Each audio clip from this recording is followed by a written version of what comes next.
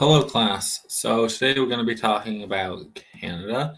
And this is something that when I was preparing for teaching geography, some of the things with the government of Canada, there weren't a lot of good videos online for it. So I'm going to attempt my best. As you can tell, I'm American, but this is what I taught my geography class.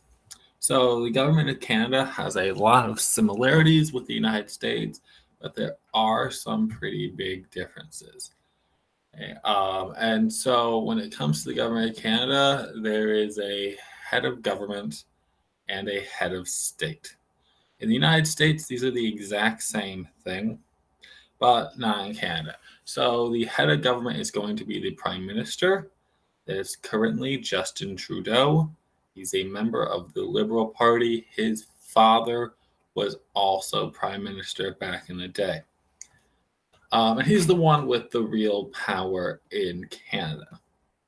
Now, they do have a head of state, and the head of state in Canada is King Charles III. It used to be Queen Elizabeth II, but when she passed away, it became her son, King Charles III. Now, you might be asking, isn't that the King of England? And the answer is yes. That is the King of England, but Charles is independently also the monarch of Canada.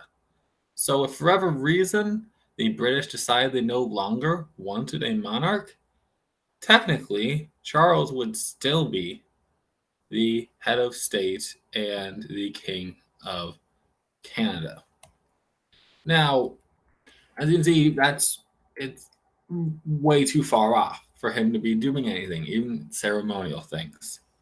So, what happens is he has an official representative in Canada, which is the Governor General. And at this time, it is a woman called Mary Simon, who is the Governor General of Canada. So when something is passed out of Parliament, it needs to have royal assent from the monarch. And since they're not going to send it over to Charles every day, it is been appointed someone Governor General who signs off on it, as if the monarch's doing it themselves. So in Canada, the legislative branch is divided between two houses, just like the United States. Okay, there's a lower and upper house. And so if we look at the upper house, we have the Canadian Senate. And the Canadian Senate is modeled after the English House of Lords and probably has more in common with that than what it sounds like, which is the United States Senate. So there's 105 different senators. They used to serve for life, but now they have to retire at 75. And they are appointed by the Prime Minister. Okay? In a way that peers can be appointed to the House of Lords in the United Kingdom. The Prime Minister is choosing the Senate. Now, just like the United States, their Senate is malapportioned. Okay? It is purposefully not proportionate to population. But in the United States, we have it where it's two senators for each state.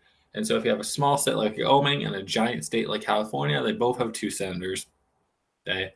And so it's kind of inherently unfair by its design. Canada has somewhat of a similar thing, but it isn't one size fit all. They're supposed to represent regions. Okay, so the largest English-speaking division in Canada is Ontario. And so Ontario gets 24 senators. The largest French-speaking one is Quebec. Quebec gets 24.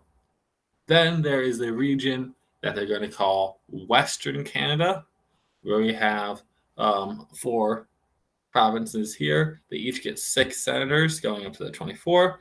And then on the other side, we have the Maritimes, Nova Scotia, New Brunswick, Prince Edward Island. That is 10, 10, and 4. That also leaves 24. And then we get even another weird quirk thrown in it. Newfoundland and Labrador get 6, and they're not really in a region. And then you can see within Canada, there are 3 territories: Northwest Territories, the Yukon Territory, and Nunavut. And they all get 1 senator. So it is unequal, but in a different way than the United States. And so when you look at it for like Quebec has about 23% of Canada's population. It gets about 23% of the senators, so that works out pretty well.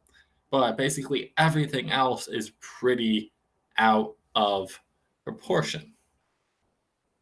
So they're supposed to represent the regions, and they are considered to be a sober second thought. So this is another way where they are closer to the current day House of Lords than they are to the United States Senate. In the United States, the Senate is really just as important as the House of Representatives. Okay? But the Canadian Senate is not nearly as important as the House of Commons. Okay? So they can try to make changes in bills, send it back and forth, but ultimately they are not the complete roadblock. And so again, they are appointed by the prime minister. And so, which is in a way closer to how the United States Senate had been back in the day. Now, reforms are wanted by a lot of people in Canada over the Senate. However, the way that the Canadian Constitution is set up, it's very hard to amend it. It requires almost every single province to be on board with a significant change, like changing the Canadian Senate. And since this benefits these smaller provinces, it's highly unlikely they would be on board with such an event. Now, this does allow the prime minister to have a lot of influence, getting to appoint all these people, but they do have to retire at 75. So it does somewhat limit how much influence a single prime minister is going to have. Now, the people who is going to get more power is the Canadian House of Commons.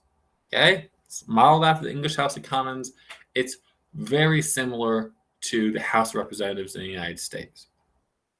It has 338 members called MPs. Okay, members of Parliament. The House of Commons has elections at least every 5 years, but snap elections can be held sooner. They had elections in Canada in 2019, and then there was a snap election held in 2021. So they don't have to hold any more elections until 2026, but one could be held earlier. So the party with the most seats in the House of Commons tries to form a government. But there are several political parties in Canada, and several significant political parties. So often, more than one party has to work together to form a coalition. The 2 major parties are the Liberal and the Conservative Party, but there are several smaller third parties that have significant members in Parliament. So it's quite hard to get a majority. And so the Prime Minister makes his cabinet, and he's taken from people in the House of Commons. So it shows another difference between Canada and the United States, whereas in the United States, the executive and the legislative branches are basically completely separate. And in theory, the monarch and the governor general are part of the executive as a functional thing. The legislative branch elects the leader of the executive branch, being the prime minister. Then there's the Canadian Supreme Court. Canadian Supreme Court has 9 justices, and it decides the most important questions in Canada. Now, these members of the Supreme Court are appointed by the Prime Minister. So this position of Prime Minister has a lot of power in Canada. They are appointing senators, they are appointing members of the Supreme Court. Now, unlike the United States, Parliament plays no role in approving them. So, in the United States, the president appoints a member, appoints someone to become Supreme Court Justice, and the Senate has to consent to this. But they also have a mandatory retirement age at 75, which is something that we do not have in the United States. So that's a bit about the government of Canada. Then how I wrap it up usually is we're going to talk about some of the human geography of Canada and how it might differ from the United States.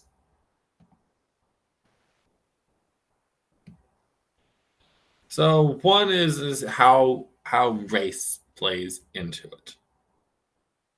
So similar to the United States, the majority of the population is of European descent that came and settled into the New World.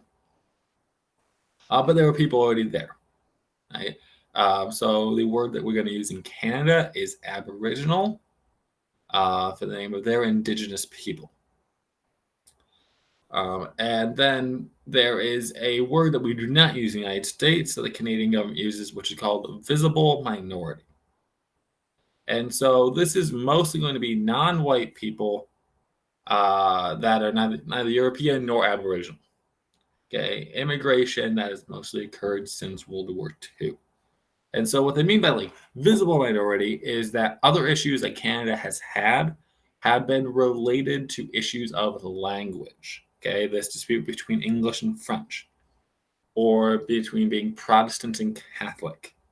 Okay, so French Catholics have been this minority, but those are not visible things. Whereas the color of your skin is something that is visible. So Canada is diversifying, though it is not as diverse as, say, the United States. When it comes to religion, and these are some of the more recent info on this. About 2/3, 67%, identify as Christian. 69 of that, 39% are Catholic, 28% are Protestant. 24% have no religion. 5% have other religion. You can see the Aboriginals who are to play a part there. And then Muslims and Hindus have 3% and 2%.